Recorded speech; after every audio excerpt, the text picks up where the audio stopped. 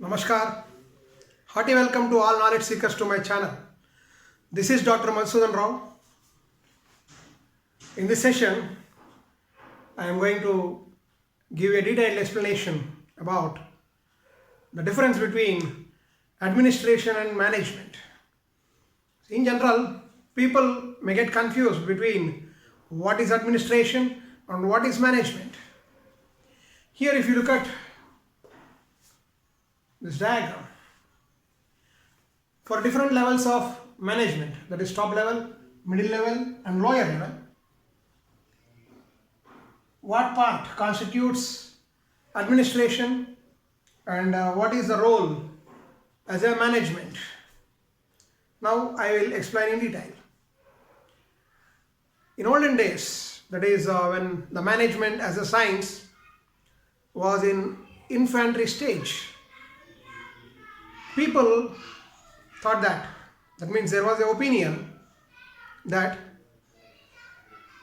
whatever the executive actions or executive processes carried out in any public sector or government organizations, it has been treated as administration, and the same executive activities or functions in any private sector organizations is treated as management.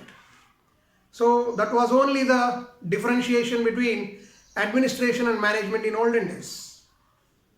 But with the growth of the management as a science, with the introduction of different schools of management thought, different eminent people who have conducted research in the field of management, they have given different opinions about the process of administration and management.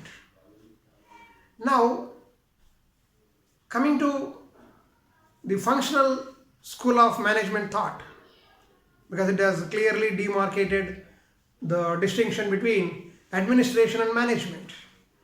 According to the functional school of management thought, administration is concerned with thinking process. That means basically those who are called administrators, their role is in making policies, in fixing the objectives, and in providing whatever the resources required in order that the subordinates, that is the middle and lower level people, can work effectively and efficiently to achieve the objectives laid by the administration. So administration mainly deals with policy making, and it is responsible for providing all the required resources for the optimal functioning of all levels in the organization, and it will take care of any legal or some other external affairs like maybe things related to government or any like foreign trade, any other aspect. So administration basically is a determinative function. Coming to management, it is an executive function. So whatever the top management decides, it has to be executed through management. So execution is the actual doing of the work, doing the task assigned to them. So in different levels of management, if you clearly observe, you will find that there is executing part as well as thinking part. Of course, the people at middle level also think about the organization. While making policies also, the top level people, maybe the board of directors or CEO, the chairperson, they may not simply sit and finalize the policies. They will take into concern the opinions and suggestions from middle level also. So these middle level people and lower level people, if you observe, their role is more executive than thinking. Here if you observe the lower level management means the foreman, supervisor, supervisors at shop floor, and others who really work at ground level. For them, the thinking part is less and execution part is more.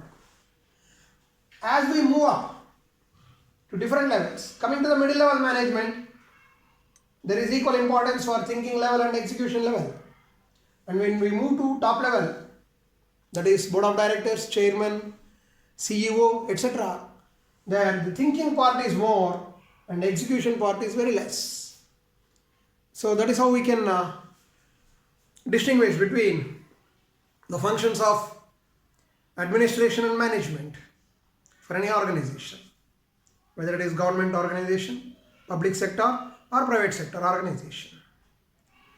Now coming to the roles here, if you look at, these are the factors: men, material, machines, money, methods and markets. These are the resources. And these are the functions, different functions of management. So planning, organizing, staffing, coordinating, controlling, directing, decision making, budgeting. And all these activities, or you may call functions, should lead to achieving the objectives laid by the administration. So in this total process, this is a functional school of management thought, according to which these are the functions in any organization. Now, for planning, organizing, coordinating, staffing, controlling, directing, for different departments or different functional areas, there will be different managers taking care of these activities.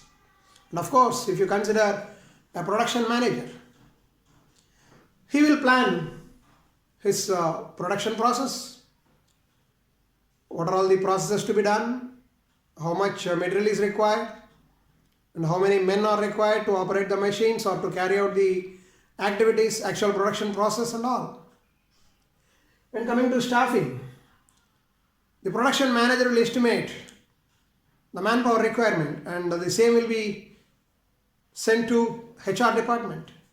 HR person will try to identify the suitable persons for different jobs or different positions. So here, in every functional area, there is thinking as well as executing. So different functional managers who are responsible for these functions, they will think depending on the requirements of the process, and they will execute the functions also.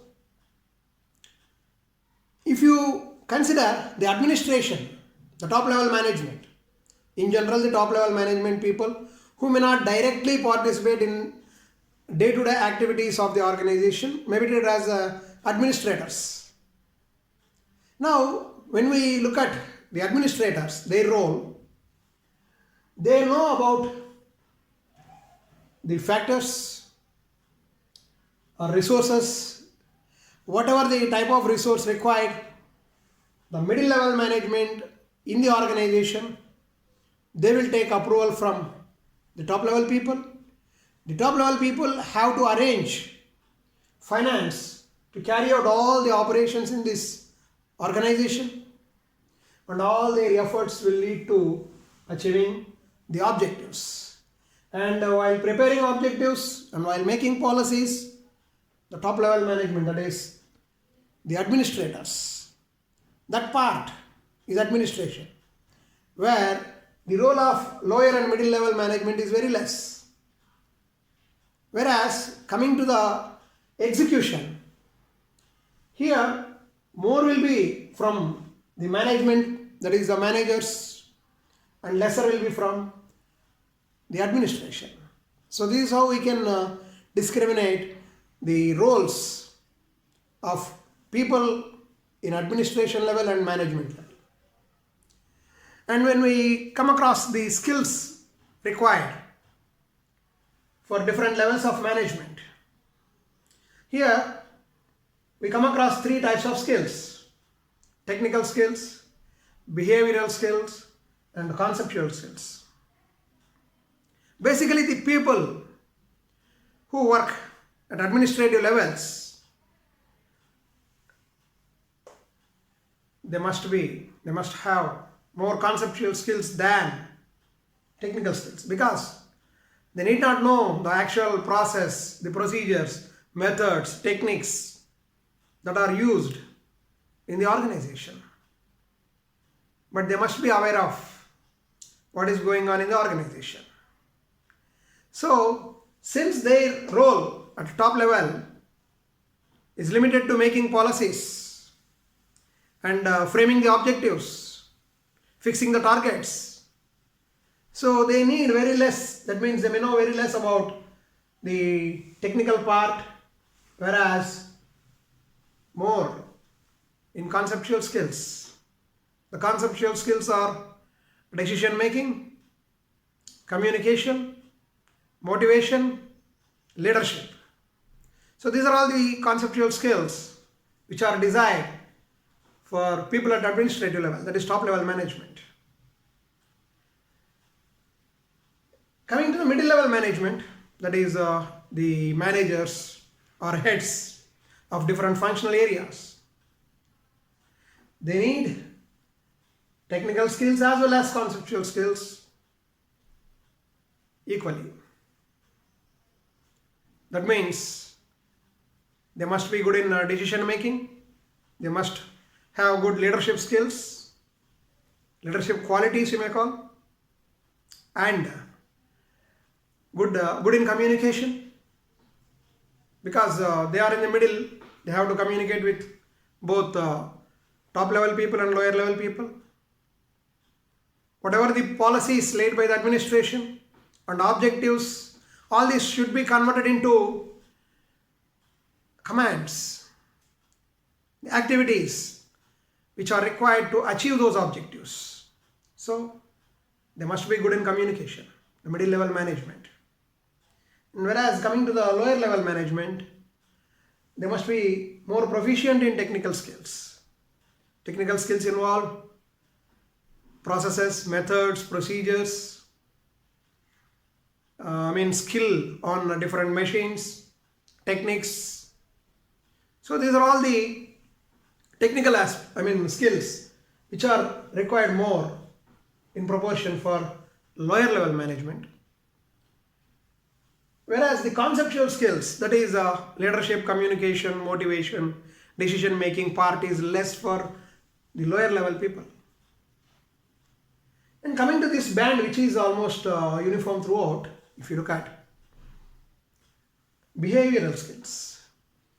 As we know that in any organization, there will be a group of people working together for a common purpose, that is to achieve a common goal. So the interpersonal skills, how the individuals behave when they work in a group, that is behavioral skill.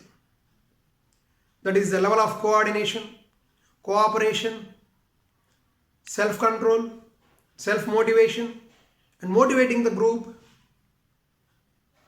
and always having in mind that the individual's objectives are inferior to organizational objectives, or in other words, organizational objectives are top priority than achieving the individual's objectives. So all these are behavioral skills, and this band is common for all.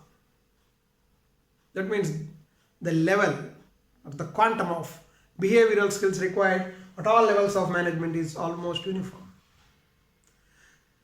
So this is how we can clearly distinguish the administration and management from functional school of thought point of view, and the different skills required at different levels of management.